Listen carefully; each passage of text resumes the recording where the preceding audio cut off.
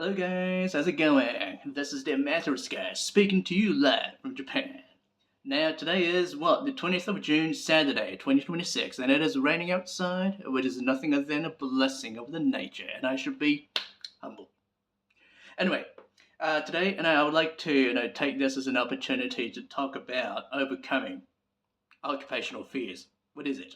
Now, the reason and I came to this topic, which I do go into detail every time I make a video, right? So, spare me a minute, please. It's because I have seen, seriously speaking, a disproportionate number of people on this YouTube who are in various age groups, I should say, and are lamenting the fact that they are scared of their jobs. So much so that some of them have quit their job already, and as you can imagine, they are hanging around unemployed as I speak. And that is so in this the time of job crisis, guys. And for those of you who have been watching my videos in the past, you know that I'm an IT engineer and who has been doing his job for 23 years, and it is not uncommon to hear people running away from work, especially in my line of work, because in fact, being an engineer, an IT engineer, is prone to making big mistakes, right? And so much so that, evidently speaking, the whole industry has what's called a chronic skill shortage from people, running away from their responsibilities, right? So, coming straight to the point, how did I even overcome the fear? It's like, how did I do it, right? The short answer for you, is just one word, curiosity. Curiosity. It's like, how does the curiosity even help in overcoming fears, right? So it's like, well then, let me start off by diagnosing exactly where that occupational fear comes from, in the first place, because it's like, you have to know your enemy, right, to begin with. And so, I believe, that your fear, comes from the fact that your life's priority, I should say, is about staying within your comfort zone, right? And if not, enjoying a really stable life until your golden age of retirement. And I hope you're not sort of taking this offensively, right? Because it sounds like I'm saying that your enemy is yourself, right? But what I mean by comfort zone is that it is something that is made up of including but not limited to, number one, to start off with, a steady paycheck, right? That's probably without a question a number one for anyone, anytime, right? And number two, right, you have a good reputation and a social status, right? Not as good as being an oligarch, say, right? Number three, you don't want to look too stupid, right? And that is, it's like, before the people who have never even admired you once anyway.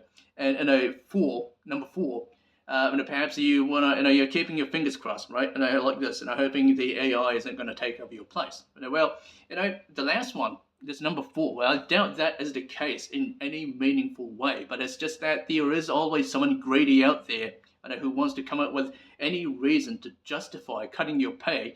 So, they, are just making sure that the AI looks being capable of taking over your place, even so that is, that is just on the surface. So anyway, I'm afraid to say that, as long as you have these thoughts, right, taking, the permanent residence in your mind, you're more or less stuck in anxiety for the rest of your career, and that is so, perhaps even after you are living in a retirement home, because you are perpetually mired with the fear of these, priorities from getting compromised. So, if that is the perplexity of your fear, as I discern, then going back to what I said at the beginning, how does even a curiosity help you in overcoming these fears anyway? Let's get in there. So because there is no straight answer that may fit your temperament, I'm going to share my own curiosity that has become my what's called the life's turning point in beating these fears. So for a start, I love technology, and that sort of started when I was a kid, right?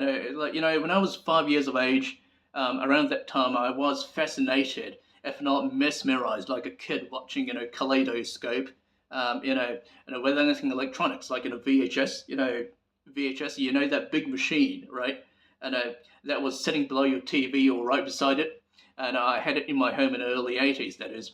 Then, years later, the mobile phones and the PCs, those started to proliferate in the late 90s, and it was, just amazing. It was the, a turning point in my lifestyle. And then from there, as you know, I set my foot into this industry, the IT, and it has been 23 years since. During which time, as if I'm gonna make a confession here, a serious one at that, I have made a lot of mistakes, a lot of mistakes.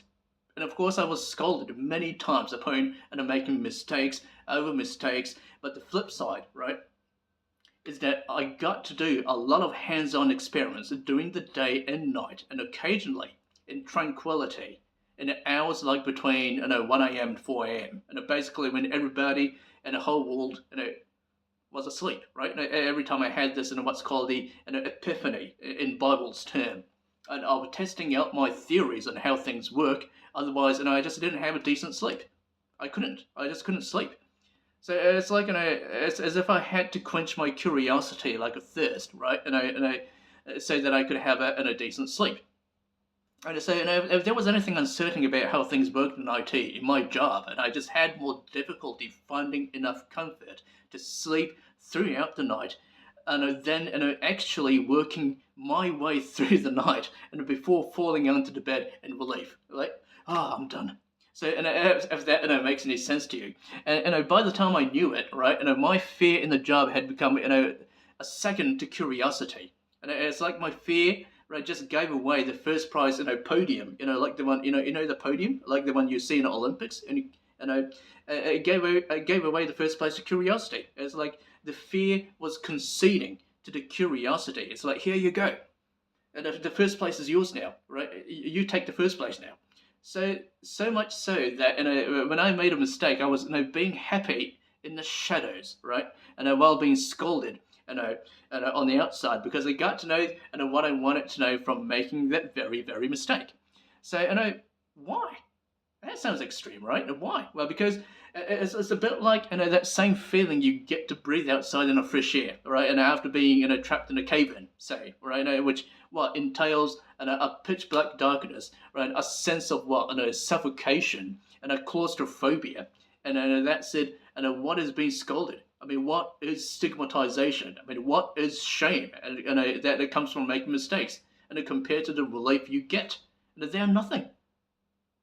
And they all become marginal, to say the least, compared to the immense value of what I got to know, which I had been pursuing and struggling, right, to find out for a long time. It's like a holy grail. Hey, I got a holy grail, right?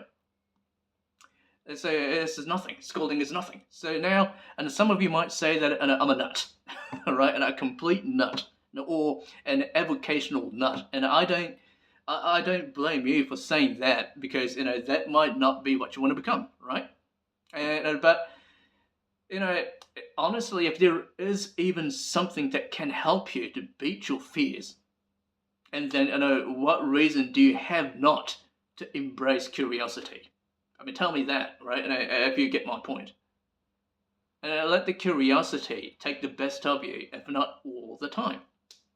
So, and it's like, something has to take the best of you, right? And otherwise you're not going anywhere in the first place, right? So, the question is, would you either let your fear take the best of you, or would you let your curiosity take the best of you?